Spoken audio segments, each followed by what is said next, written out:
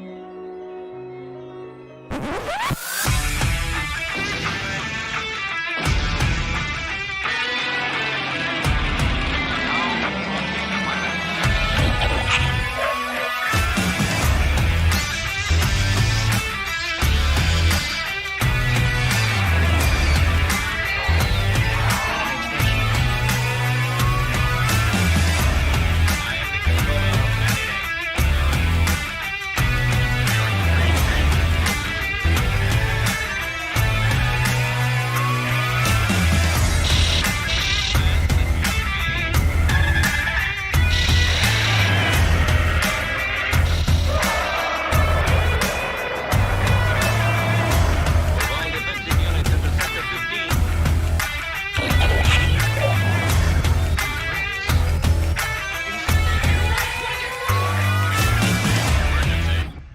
Welcome to the Daikaiju Network podcast, where we have a very healthy obsession with kaiju. I am your co-host, Kenton. With me is your other co-host. Jason, how's it going, everyone? So for anyone who missed our social media postings and you see that graphic kind of down in that part of your screen, you're going, terror beneath the sea. I thought you were going to do 6 Ultra Brothers versus the Monster Army. Well, We as I were had going to do that. We were, yes. But I had posted, we found 2 sources that had that film. Sadly, neither one had a version of the film that had English subs. So I did an emergency couple phone calls to Jason while he was in the middle of working. I got him fired. No, that's not true. No. But I'm kind of like, okay, well, there's no version of this film with English subs. Do you have any ideas as far as what you want to do? He basically said, well, figure it out and let me know. And I said, okay. So it took me I actually about said, maybe- go fuck yourself. No, Yeah. not really. and so it took me about 10 minutes. And I said, Terror Beneath the Sea is one that I, every once in a while over the last 2.5 years, have been trying to get Jason to do, either as far as a commentary or as a discussion. So I found a version of it on YouTube and I said, all right, this douchebag can actually watch it. He put me in charge. He can go screw himself now if he doesn't want to do it, because he put me in charge. And I said, let's do Terror Beneath the Sea. End of discussion. And then I dropped the mic and I walked out to "This is the story of a hurricane." So, so we are None of doing that is true. we are doing 1966's Terror Beneath the Sea, starring Sonny Chiba and Peggy Neal, along with a host of other actors, a couple of which I've seen in other either movies or TV shows. In fact, one of the henchmen in this film plays Fangar in Johnny Sacco and the Flying Robot. So, yeah, here we are. This is our first discussion, I think, since, what was it, Gilgameth? What was the last one I think we did? No, it was the whole Ultra 7 viewing that we did. Oh, The 3-parter. there's a reason why I did, I guess. He's already forgotten about it. Oh, by the way, Jason, I totally forgot about this. This doesn't pertain to anything about this podcast, but we're live, so what the hell? Don't forget your lanyard when you do your packing for G-Fest. I'll try not to, but can't guarantee it anything. So, But we use that for name tag holders when we go to G-Fest. I just Instead put it of on my ruining our shirt. nice So. Kaiju shirts. So anyways, before we proceed any further, Jason, any housekeeping that needs to be done here? Yeah, I just want to mention that if you're watching us on YouTube, if you see that red subscribe button down below this video, make sure to hit that and subscribe to our channel, and as well as hit that notification bell icon so you won't miss anything as far as when we're going to go live, and as well as smash that like button down below so you, Smash it good. so we can get at least try to get some recommendations on YouTube, try to get it up there as well. And you can, not only we're on YouTube, we're also on Twitch as well, streaming there. And we've got audio versions of our podcasts over at Apple Podcasts, Google Podcasts, Spotify, iHeartRadio, and as well as TuneIn. And you can watch and listen to both the video and audio versions of our episodes at our own website at DaikajuNetwork.com. And you can also view us live there as well. By the way, I just want to say thank you to people who have been subscribing to our YouTube channel. I have noticed over the Yeah, we're past almost couple 200 subscribers. I am noticing over the last couple months that our subscription, it hasn't been growing like substantially, but it's been trickling upwards. Over the last couple months at least that I've noticed. So we are one away from 200. Maybe we should have a contest. Whoever is the first 200, if you're going to G Fest, we will pay for your hotel room. No, we won't.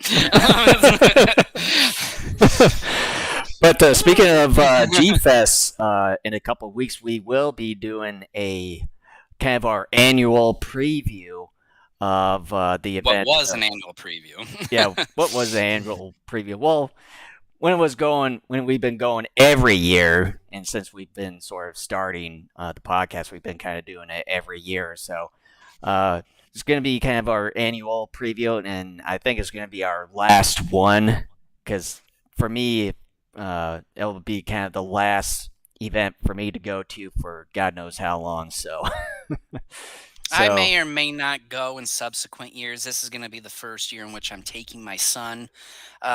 He's 7.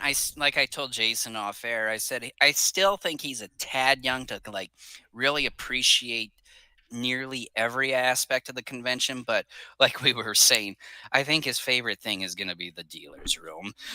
So we'll just kind of see how things go. May or may not go next year. It's going to suck without having Jason there, because it's really in the past like the only time we got together for a number of years, because we live far enough apart that it's not like we can just hop in a car whenever and like we'll punch each other. We in the did nuts, do that when you used to live here in Iowa.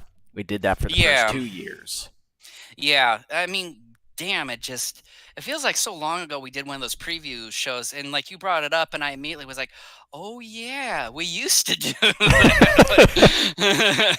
And I know we used to do so much. Yeah, and I know we've done them a couple times over at your place a week before. Yeah. Well, I guess it sounds like we're doing it again, because you told us a week ago that you're going, hey, like the week before we leave, I'm coming to your house. I'm like, there we go. Well, I told you like a few or so months ago I was planning. I didn't remember. Like I said, I was going to ask you, and I kept forgetting to ask. So, oh well. I've had now he kids knows. in school and all that, so and all this other crap that's been going on. It's been a rough year for me. He's becoming an old fart. That's what it is. So. I got COVID in the first part of the year, and I'm not joking. I really do think it's screwed with my brain in some ways. I'm not kidding when I say that. So, fuck COVID, by the way. So anyway, are we kind of ready to dive more into Terror Beneath the Sea?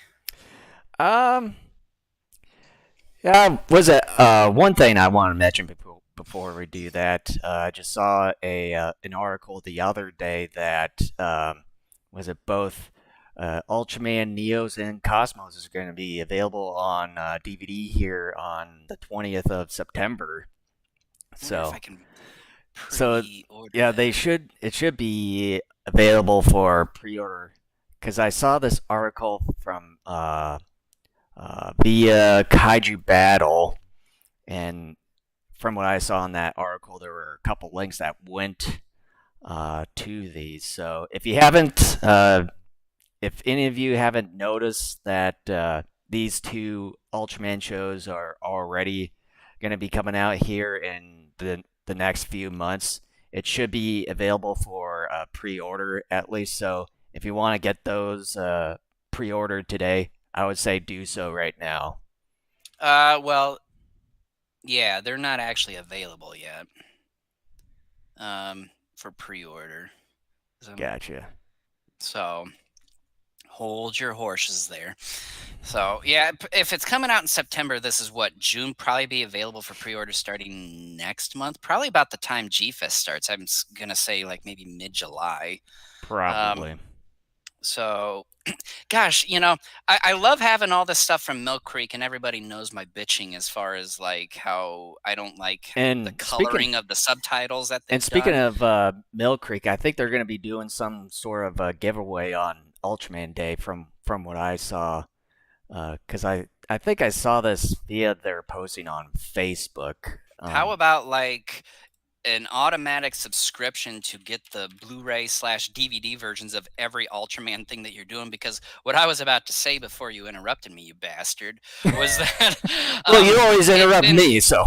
it's been very difficult to keep up with some of this stuff. Like every once in a while, if I don't see something on Facebook from some people, I'm like, oh, wait a minute. Like I haven't heard anything about Ultraman. Then I'm trying to search things up. But yeah, like, man, there's just so much Ultraman stuff.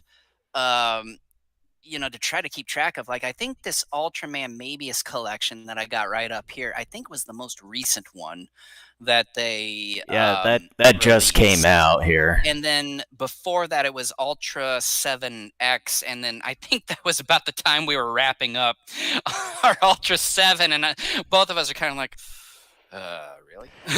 So here's the posting from Mill Creek Entertainment via their Facebook page. Ultraman Day is coming, and we can't wait to celebrate with you all with 10 days of deals and giveaways starting Friday, July 1st. Stay tuned to this account to learn how you can get on all the ultra spectacular events. So is that actually the next collection to come out, or is there another collection that's coming out before that? That's as far as I seen was both Neos and Cosmos coming soon. Let me The check the only one here. besides that was the Mabius one that just came out. Ultraman Milk. This episode brought to you by Research. Okay, I think this was the page I typically go to find releases. I don't need the history. Okay, Yeah, here we because I'm go. on Mill Creek's website. The website isn't always okay. Okay, yeah, Mabius and stuff was the most recent from at May 24th. And then planned, yeah, Ultraman Kids 3000 for June 28th. In fact, I may have even. And then there's Ultraman Zerth, July 26th. Okay.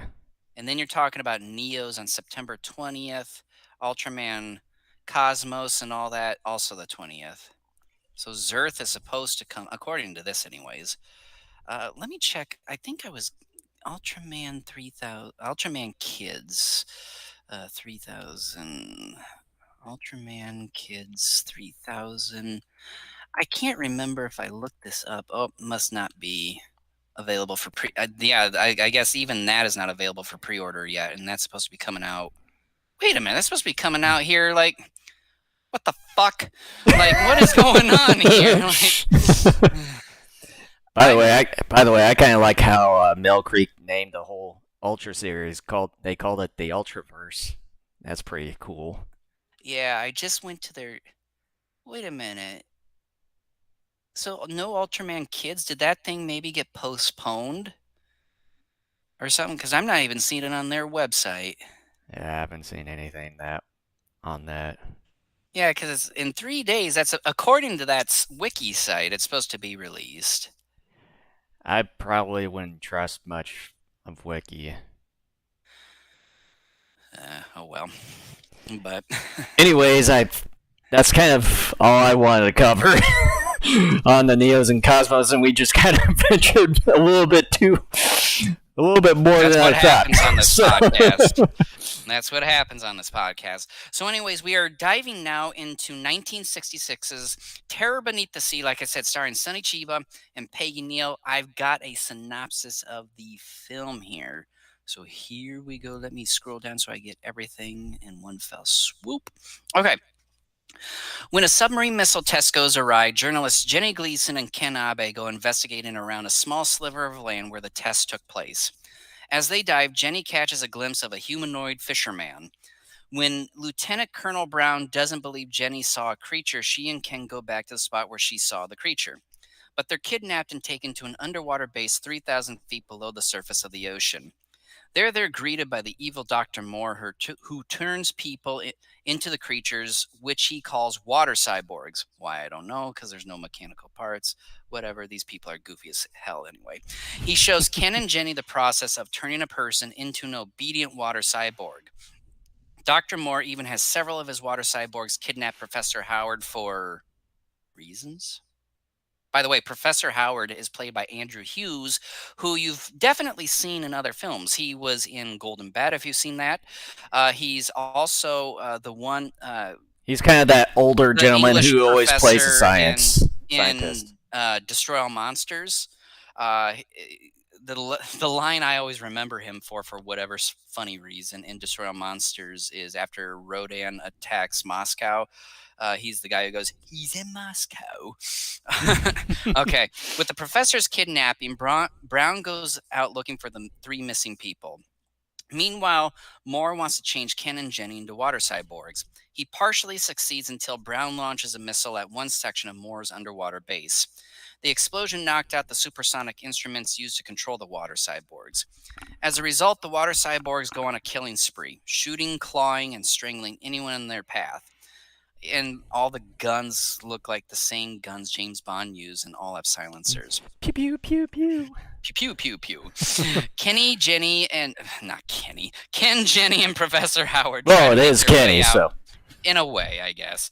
Battling several water cyborgs and ultimately confronting Moore as he attempts to flee in an escape capsule. Our three heroes manage to get into the capsule and flee, leaving Moore at his base to die in the chain reaction explosion from Brown's missile. Later, Brown notices water cyborg-like footprints on the beach. He follows the footprints and realizes it's the flipper marks left by Ken and Jenny as they head out to the ocean for another dive, and the movie comes to a close. So this is a movie that is very wacky. It is produced by Toei, the same studio that did Golden Bat. In fact, Golden Bat, I think, was produced 1 year earlier, if I remember, or that it was earlier in '66. I already forgot. Let me the look up. year. Research time. Research. We need to have a jingle for that. Golden Bat cigarette? I smoke.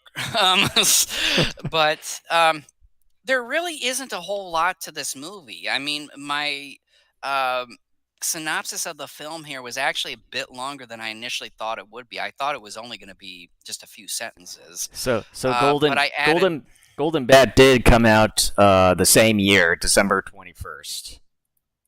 When was this? July 1st.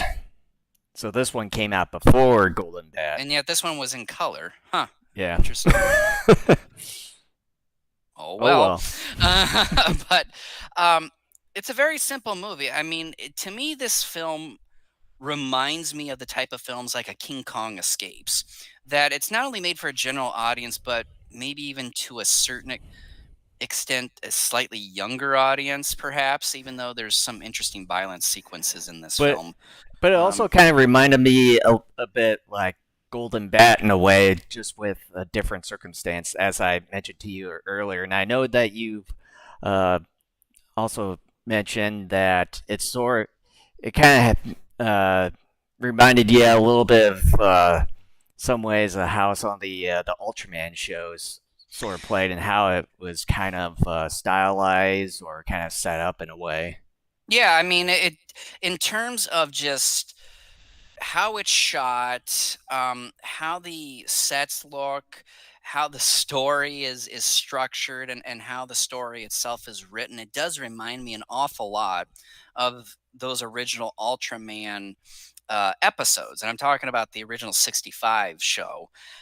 It just reminds me of that because, look, let's face it, some of the Kaiju suits and sets weren't always the highest quality. in the original Ultraman, which I think adds some of the charm to that series. In fact, I probably said that many times when we covered that series an odd number of years back. And I Hmm. think the same is true here. The water cyborg suits look exactly like that. Suits. They are not the highest quality. They're still pretty cool. I mean, the fact that they detailed like scale type appendages, not appendages, but scale type skin on these suits is still really cool. But they are a two piece in a number of areas. But then it's so funny because the paint job, when you look closely at some of the scenes, the paint job isn't all that great. Like there's some spots where the paint's wearing off, And some of the and some of close the suits are torn. Like at the knee, there was one where towards the end, when the water cyborgs are just going awry, there's one. When you look, there's a rip here on the actor, and you see the actor's skin. Like it's they're so cheap and goofy that I and love then it. and then as well as the close-ups of when they kind of do the transition, the stop motion transitioning of when they transition one person from a human being into one of these water cyborgs. Do we even get a reason as far as why this Dr. Moore is making people into water cyborgs? I don't think we're ever given a reason, but my guess is Yeah, always yeah, the he same did. world dominant. Oh, he did? Yeah, he did mention it. I think he just didn't quite catch it. He just kind of mentioned trying to protect, try to have. He built these, or he transitioned these people into water cyborgs to kind of help protect, uh, and help build the civilization of what this mad scientist was trying to achieve in that water base station. Such a flimsy and stupid reason, but at the same time, I love it. Look, I'm not going to lie. I'm just going to say this right now, and I know we're terrible about this on this podcast because by and large, we try to you know, hold our cards to the vest and kind of maybe try to keep you in suspense as far as what we think about a movie or a show. But um, we're pretty bad at that. But I guess that's fine. Yeah. I like this movie an awful lot. And like I said, this reminded me an awful lot of the first Ultraman series. I love that first Ultraman series. It's one of my all-time favorite TV series. I love Golden Bat. Obviously, like I said, Golden Bat and this movie were both made by Toei, and I love the cheesiness of both films. Um, if I had watched this movie, let's say maybe 15 years ago, I would have been like there are aspects of it I like, but it's too stupid.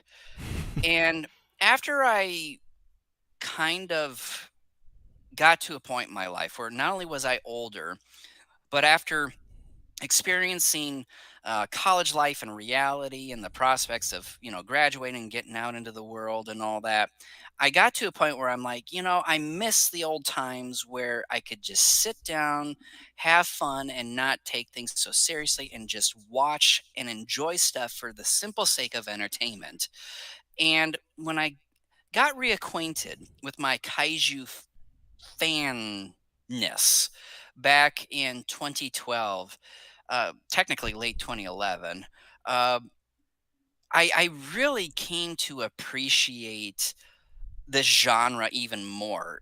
And that's not to say I never did appreciate. I did when I was a kid. When you're a kid, it's like, like dinosaurs and creatures fighting and explosions and shit.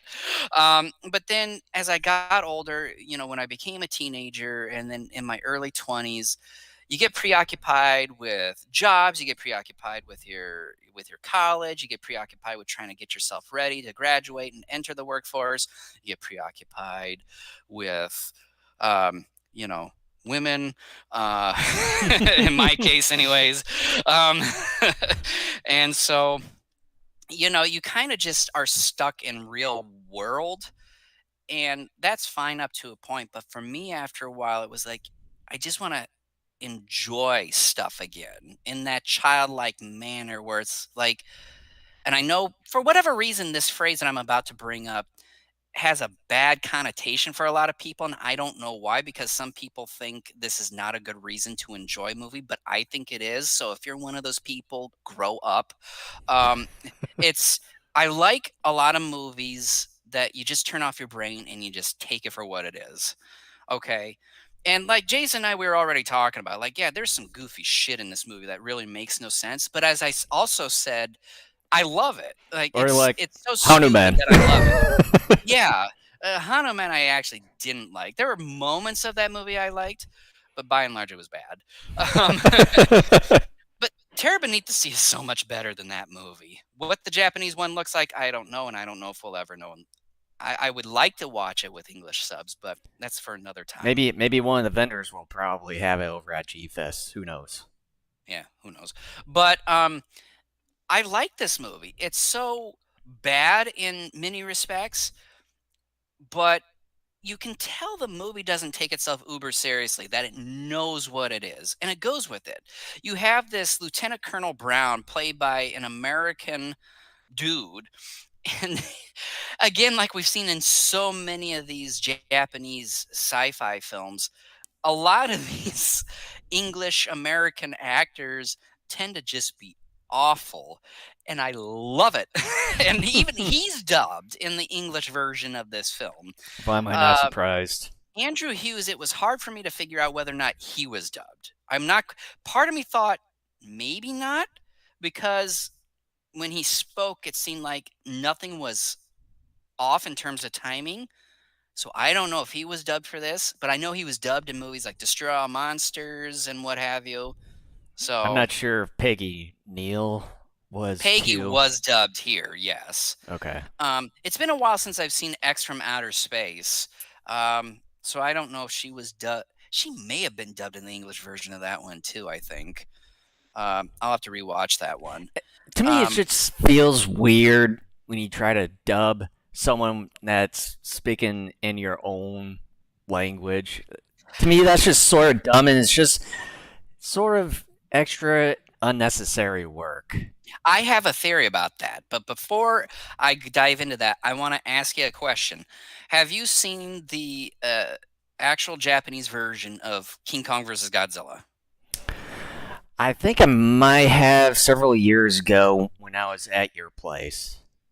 Do Or you when have, you brought the DVD to you 1 year on the G Fest and we watched it okay. on your laptop. Yeah, yeah. Do you remember the submarine Seahawk scene of the captain?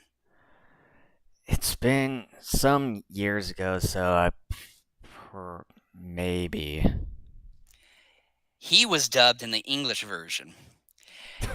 And here's my theory.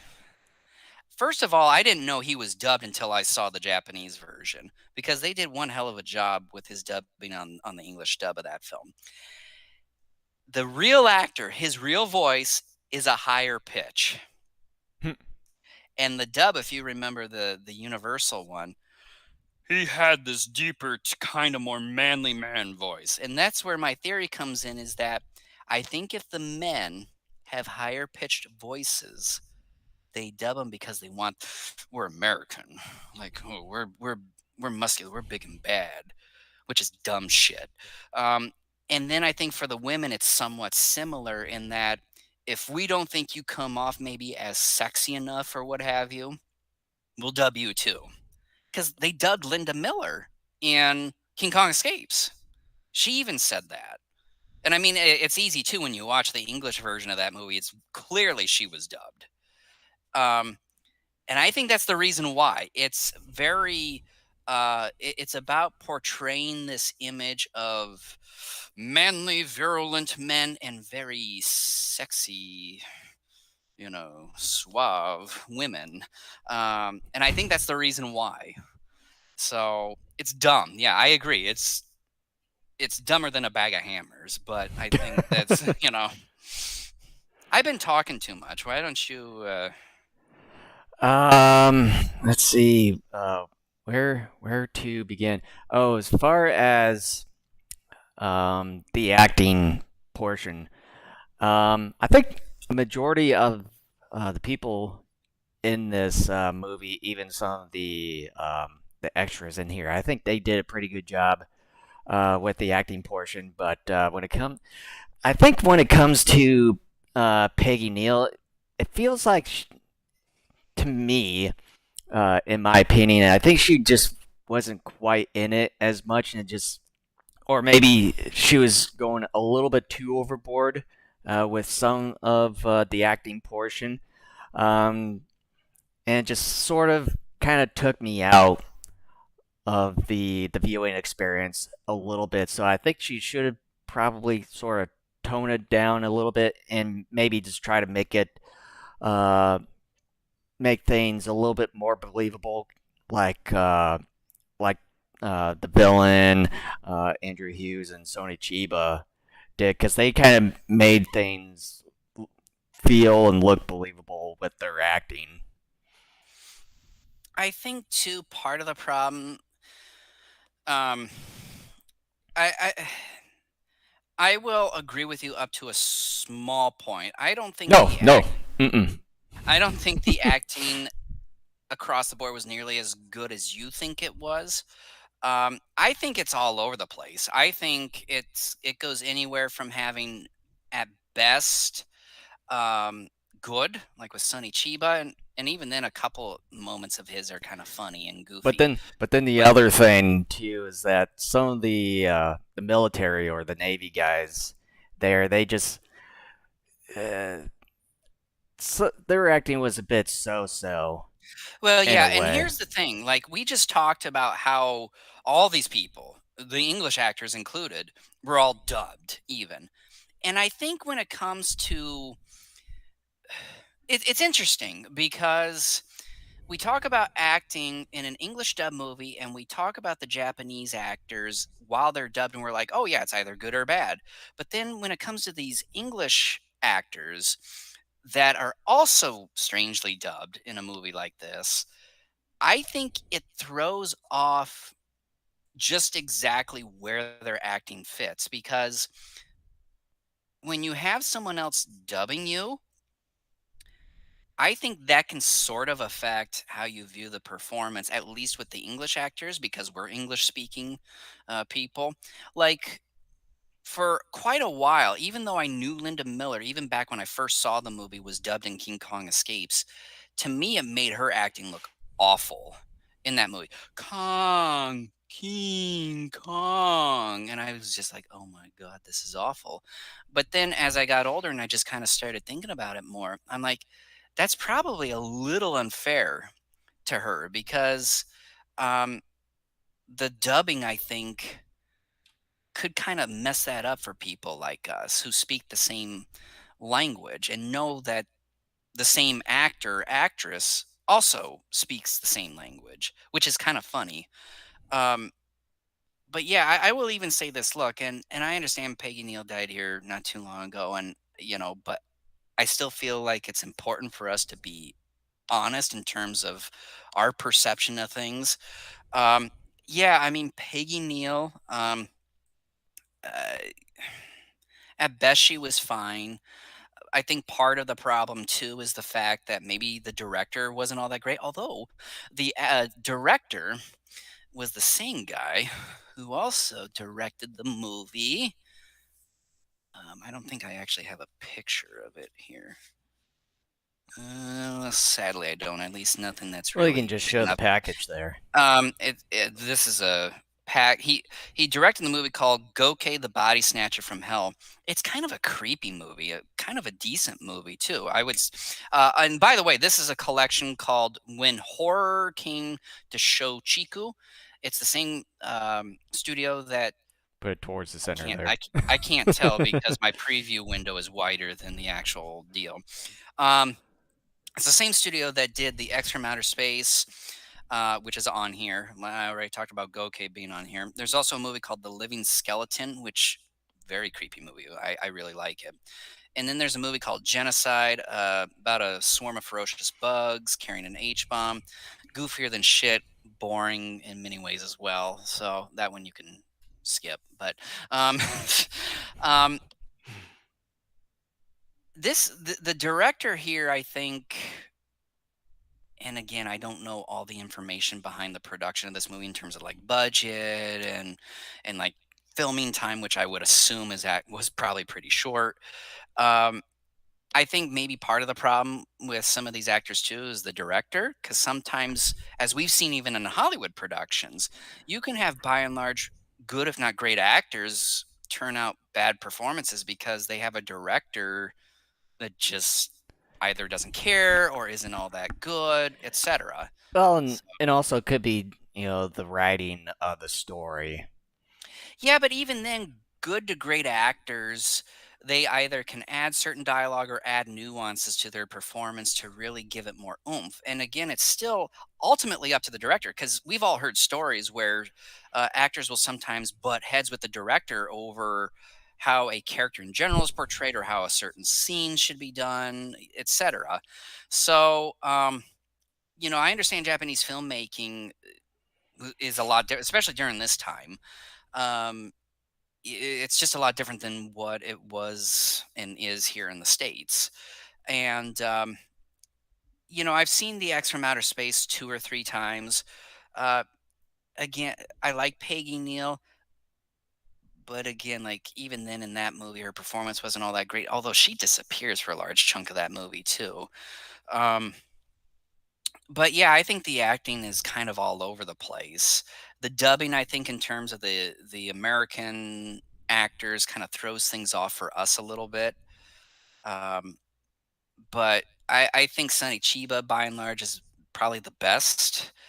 I would say Andrew Hughes probably next, and then it's just kind of you know pick your next person after that, in my opinion. So I think it's all over the place. Mostly cheesy, hammy performances, in my opinion. But um, again, I think that's the charm. There are going to be some people who look at a movie like this and say it's just terrible. Like, what a waste of time. Why would you enjoy that? And it's like, well, first and foremost, I'm a huge lover of science fiction and that sort of thing. So that tickles my fancy here in one regard.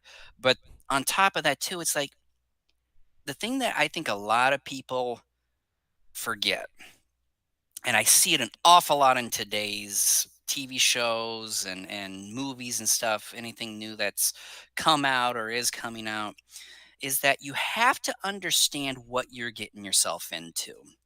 When I watch a movie called Terror Beneath the Sea and I read the description of the movie, I'm like, okay, this is not Oscar material, but damn it, this still sounds like it could be fun. And yeah, there's still the potential of it being bad. I don't love every movie that I've ever seen, um, but I usually give everything a chance. I try to meet the movie or the series on its level, which, like with Ultra 7, when we covered that at the beginning of the year, I believe, in my opinion, I gave it a fair shot because there were certainly episodes that I enjoyed. A lot of it I didn't like. And I tried to meet that series on its own level. Even though I had certain expectations, I'm like, okay, that's not what we're getting here.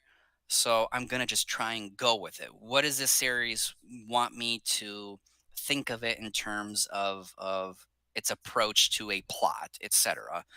And most of the time I didn't think the series lived up to sort of the mission it wanted me to follow along. This movie told me this thing is going to be goofier than shit. It was. It's not the highest quality in terms of production, but it's damn fun for about an hour and a half. And yeah, I met it on its level and I go, yeah, certain things are bad. Some of the costuming is bad. Some of the acting is terrible. Some of the dubbing makes some of these people act and look stupid. But my God, is it fun?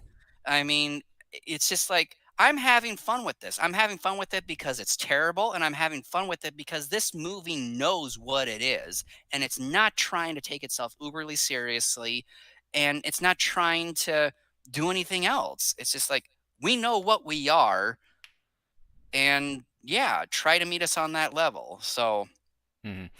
Yeah, and yeah, with some of the things too with this film, um, Probably the one thing that I think that they could have maybe reduced the run time or could have taken out was the part of maybe cut down the transitioning part from human to the water cyborgs a bit because it sort of reminded me of that whole um, famous submarine chase in Latitude Zero. Oh, Um, I had forgotten about that movie. That's that one we still have to cover one of these times too. well, I know we discussed about it, but I don't think we've done the commentary thing That's on that. true. Yeah, I don't think But we've done the commentary on it. but anyways, like that transitioning part in this film sort of reminded me that really long submarine chase from Latitude Zero, where it just seemed like it just sort of took forever, and I think that they should have shortened that up quite a bit because it seems like it ran for maybe about 5 minutes. That's how it felt to me, in a way. Is like maybe a decent portion of the film, the way it felt to me. Hmm. Yeah, I mean, I agree that the transition scene went longer than it needed to. Yeah, I don't know if it's just one of those things where they thought the audience would find it interesting, or maybe they were trying to meet a certain runtime and thought, well, this is one area we could extend the film a little bit.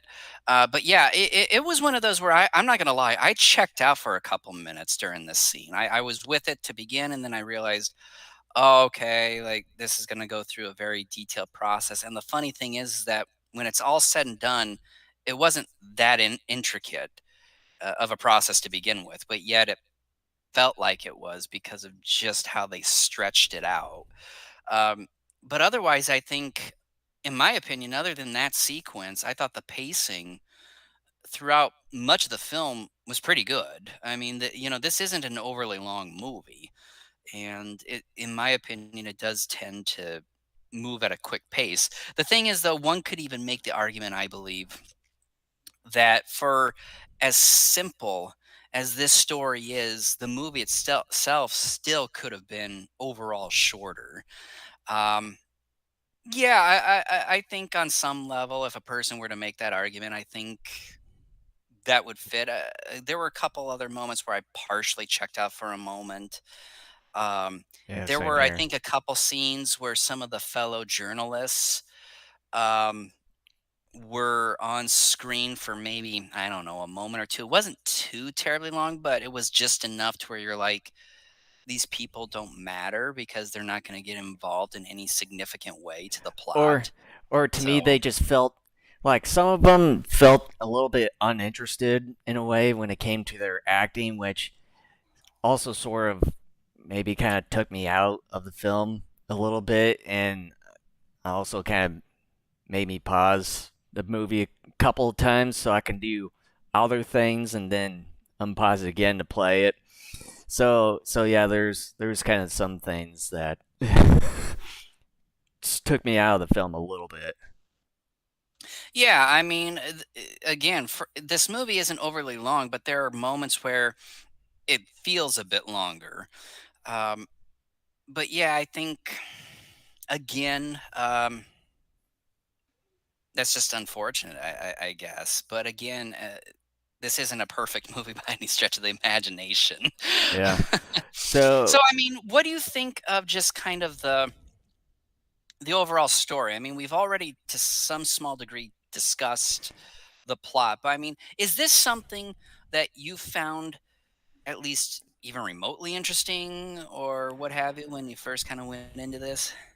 well, to me at first I thought it was just gonna be sort of something along the lines like the creature from the Black Lagoon, like it was just gonna be, maybe a creature or two that they sort of discovered in the sea that they stumbled upon, and then it kind of wreaks havoc maybe in a town or something like that. It was sort of that way at first, but then it just sort of went into a completely different direction than I expected to, because this is the first time I've seen this movie, and then once it kind of went into this whole underwater base and everything, then it just sort of kind of took me into this thinking it's like, oh, it just felt like something that you've sort of seen uh, from other shows and other well, Japanese shows and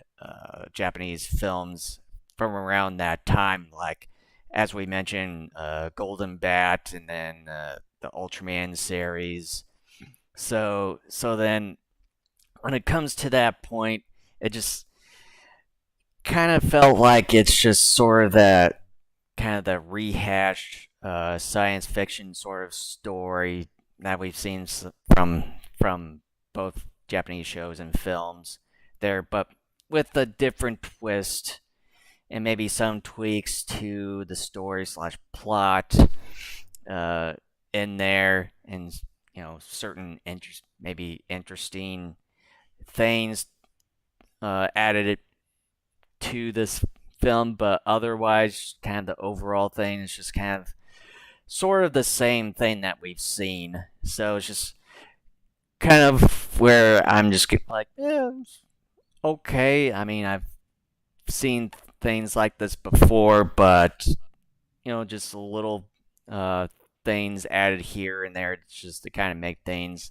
maybe interesting and different a little bit. Hmm. Yeah. For me,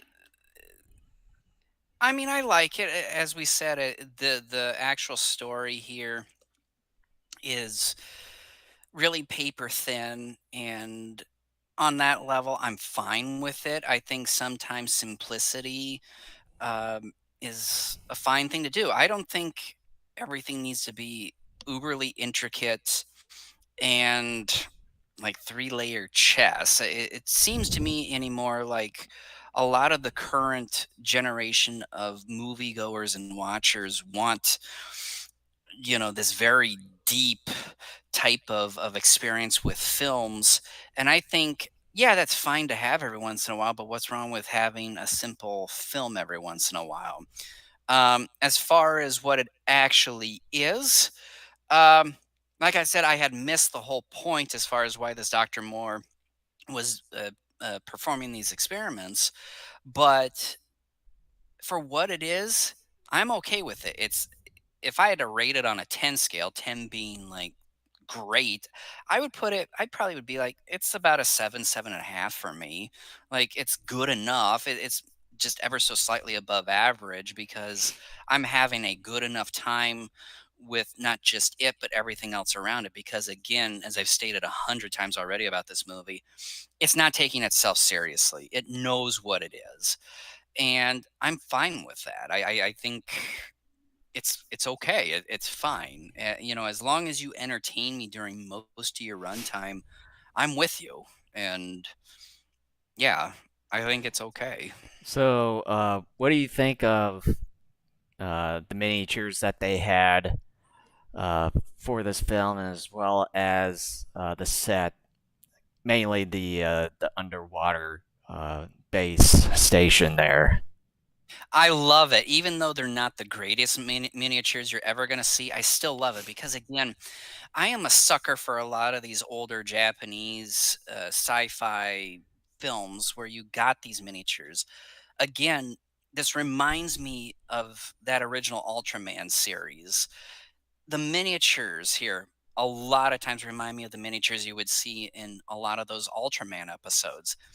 And I love it. I love it. That Ultraman series is one of my favorite series of all time. And there's something I know some people don't like it when I say cheese or anyone says cheese, but it kind of is because when you look at it, they're miniatures. But that doesn't mean that I disrespect the work. I don't. I am a fan here. I'm on a kaiju type podcast. If I hated it, why would I spend my time being on a podcast hating something? I got better things to do with my time. I do respect and I love this stuff. I do love Eiji Tsuburaya. Does that mean, though, I think all of his work was good? No. And in fact, at times I've been critical of that. Same thing with other Just special effects. just like the last discussion that we had. Yeah. which I hope we never have again. But again, I just think that I like it. I still think the miniature work is still good. I mean, for what you're wanting to do, and probably for the thin budget you had for this film, it's still good. I still think it's good. Does it still look like miniature sets? Yeah. Am I okay with that? Yeah. I'm having a good time here. And I enjoy it. Again, I love that original Ultraman series. This movie, almost from beginning to end, reminds me of that series. And I love it. There's a childlike charm to it because God damn it, the world has been so fucking depressing for a handful of years now. It's like I just want to escape for a while sometimes into some entertainment and just kind of forget everything else exists. And something like this works because I kind of get in touch with that childlike self and I'm like, yeah, like this doesn't look all that great, but I'm having fun here because this movie or this series even knows that I know it's fake, but it's still fun. I'm enjoying seeing weird creatures or superheroes and kaiju and things blow up and all that. And I love it.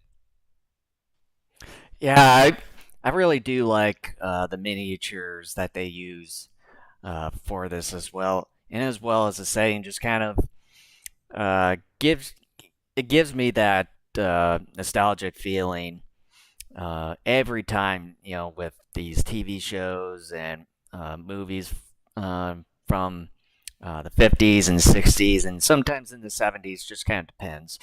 Uh, but I really just kind of like how they made things just look simple and just so complicated with like with just so many things that they have on hand, and trying to come up with creative new ways with just maybe just simple things, maybe lying around or they find at hardware stores or wherever, and then they just uh, come up with like these intricate looking control centers for sets and like screens and buildings and what have you. I mean, it's just I really like how things just kind of that style and look to them with many of these sets from this time period, as well as miniatures, and it's just interesting just to kind of see how they've done with some of these things, and just kind of see them up close and just see the details on some of these things, and even like some of the documentaries that probably some people have seen, in the past, and just see how they've done things in the past, like the underwater sea with like an atomic explosion that they film them, upside down in water with food coloring, so on and so forth. It's just very interesting in how they, come up with a lot of these things just for sets and props and all that shenanigans. Well, yeah, and I found too, like there were some map moments in this movie, like when Lieutenant Colonel Brown and Andrew Hughes in one scene are by the shore, looking at Jenny and Ken going out into the ocean, and you could clearly tell that the nuclear reactor looking structures were placed in later. I think the hotel or whatever that building was behind them was real, but the nuclear reactor type structures weren't. And then, like when Jenny first encounters a water cyborg, you have some very obvious, horrible matte shots of like the water cyborg like popping up, and making it look like it's right there chasing her when it's a separate shot that Yeah, was yeah, I inserted remember later. that So one. It's like it was sort of you see it pop up, and then they just sort of reran that sequence. There's like, wait, did I? What the right. heck is going on here? But yeah, speaking of like map paintings and all that, I remember when Andrew Hughes, Sony, and Peggy were kind of tied down to those chairs, and then they uh, was it more, and then a couple of the other scientists come in, and the one scientist is just kind of looking up this way and just talking for like a minute or two, just without looking at anyone. And you can see Oh, kind of that's right. that Yeah. kind of the matte paintings that were kind of added in between. You can definitely tell that they were matte paintings, but It also looked like that ductwork and all yeah, that stuff. yeah, but also that scene is just like, are you gonna just talk to like the ceiling up there or to the people in front of you? It's hilariously corny and bad. But as I was watching that scene, which interestingly enough goes on quite a bit of a long time, and I wonder if the artist who painted that mat was like, "No, I spent a long time painting this. Make sure you have it in the scene to make it worth my while for all the time I spent on it." But it goes on a little bit longer than it should, and I thought to myself as this scene was occurring, I'm like, what was it, what did it really look like when this actor was filming that scene in that moment? Like, were we seeing studio lights up here? Like, what was it we were Or actually looking maybe at? maybe the end of the set and everything. That could It be could be. it could be one of the things. But then also when the other scene is that when Sonny Chiba and Pig and Neil were captured, they were in that base for the first time, and then they look out when they're kind of in this enclosed cell, and the back part where it had the window just kind of looking out into the sea, and they heard something. And I remember the one shot where they had their backs to the camera and then they were looking out. That was all of that was a complete still. You can definitely notice that it was a complete still, and kind of that whole window was just cut out just to kind of have that the sea visual and stuff. So it's like it was a bit odd in a Yeah, way, there's some instead of just doing interesting like a match regular. shots here. It should have been like maybe just see them moving a little bit and just have that whole window area there just be like a matte screen or something. Yeah, there are a lot of interesting match shots in this movie, and again, they're awful, but I still love it because it just I love it. I do. And again, one of the things I want to hit on, and I briefly mentioned this during the synopsis, when the water cyborgs start going crazy at the end and just start killing everybody in their path. The funny thing is that just about everybody in this underwater base has access to how many, what are they? I think they're called PPKs, the guns are, or whatever they are. Um, I call them the Maybe. James Bond guns otherwise. But they're the little pistols that are like that long, and they all all of them have silencers, and it's either you have one of those pistols or they're using harpoon guns. And those are like the only weapons. I'm like, there are no knives, like there's nothing else. Like it's only these little pea shooters with silencers, or you're using a harpoon gun and you're just impaling people with it. It's so The, funny. like the one thing that and the surprising thing is like they don't have Uzis or like automatic weapons, M6 or what have you. But yeah, it was just sort of funny that they had these. Yeah, I can't remember the specific name of the gun with silencers attached, even though silencers don't actually sound that way in real life. But yeah, it's just sort of weird and interesting at the same time that their only weapons on that base that they have is just uh, those guns with silencer attachments to them and then harpoons. You would at least expect them to have some kind of automatic weapon like an Uzi or M6 or what have you.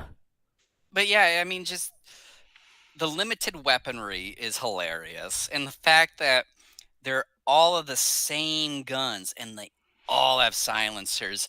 And these water cyborg creatures, they get a hold of them and they're using them. And I understand they were formerly like actual human beings, but just the fact that even then, after going under this transformation and sort of being hypnotized to some degree, because I don't know what other term to use, to being obedient type of creatures, the fact that They know what this thing is, they know where they are, and they know how to use it. It's just it's hilarious. It's just so hilarious. They get And into this gunfight down, and it's just so funny with all these silencers. And like you said, the silencers don't sound like that.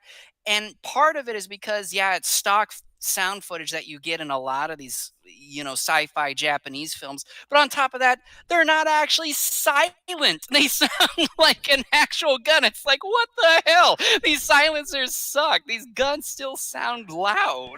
and two is they're their main goal and plan is to eventually, obviously take over the world, which is every evil bad guy's plan and stuff. I mean, you would expect to have better weapons than just these guns with silencers attached to them and harpoons.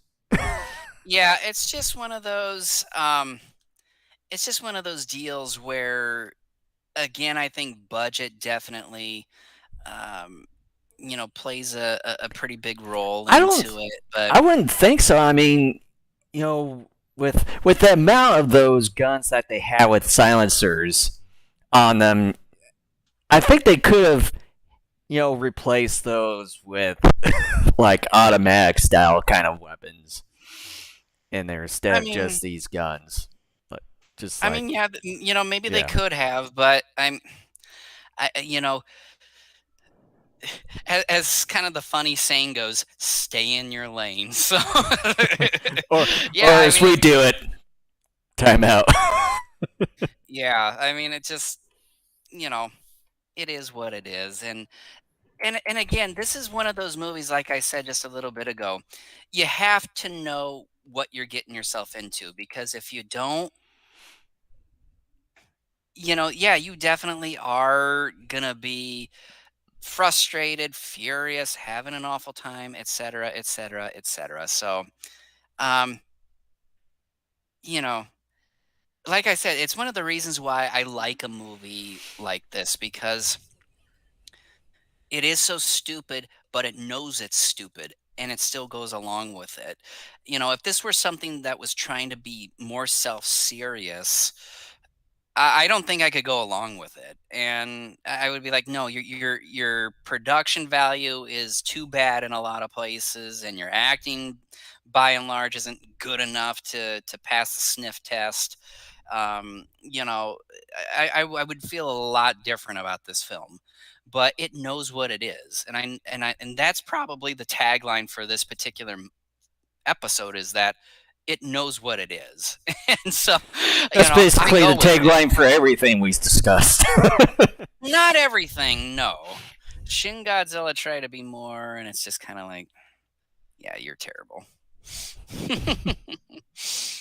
But Anyways, can't think of anything else unless if there's something that we might have forgotten to touch on, or you want to just maybe just go into final thoughts.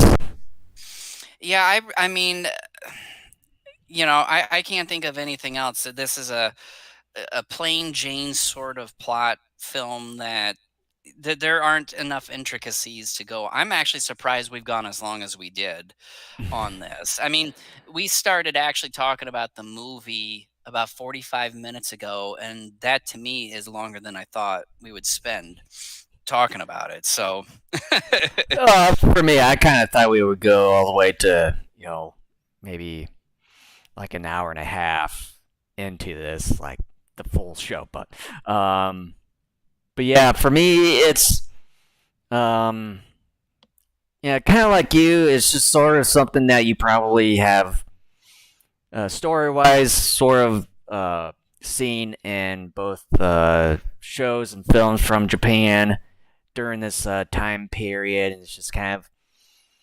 of your usual sort of mad scientist trying to take over the world, sort of thing, mate. But with some, interesting and unique things added to the story to kind of make it different, obviously. But overall, it's just kind of the same here and there. It's decent, okay. Obviously great here and there. Decent acting, but really good sets, miniatures in here. It probably could have been a little bit better, and also cut back on some of the scenes like we've discussed on as far as the transitioning from human to water cyborg there. But yeah, it's your kind of typical sci-fi horror flick from this time period here, and kind of the usual um, thing that you see in Japanese shows and films. So for me, when it comes to pass, rent, or buy, for me, I would say this would be a rent that you can probably see from time to time, not kind of like a regular viewing sort of things. Like if you're kind of in the mood to see something just to kind of, escape from everyday life, and like that's probably the only thing that you can think of is that probably be the best time to watch it. Yeah. Okay, here. My final thoughts here. Oh, no, that's not what I wanted. Go away here. Yes, that is what you wanted. Okay. Terror Beneath the Sea reminds me of the original Ultraman series with the lighting, costume design, and how the movie is shot. The movie is also The movie is also a pretty corny film, but is incredibly entertaining. The water cyborg costumes are ridiculously cheap and flimsy, at times having been partially ripped and seeing some of the actors' skin. The plot is flimsy. We aren't given a reason. Well, that's not true. We just did, so I'll ignore that sentence. Um, uh, the movie at the same time is so bad that it's good. It is just a fun, silly watch. The dubbing is hilariously fun yet bad. The acting is all over the spectrum, ranging from pretty good to incredibly bad, and bad in a sense that's also comical. While not everyone will like the movie, so as a result, I can't say it's a buy for my rating, but it is most definitely a rent. Nice. Both of us think it's a rent. Yep.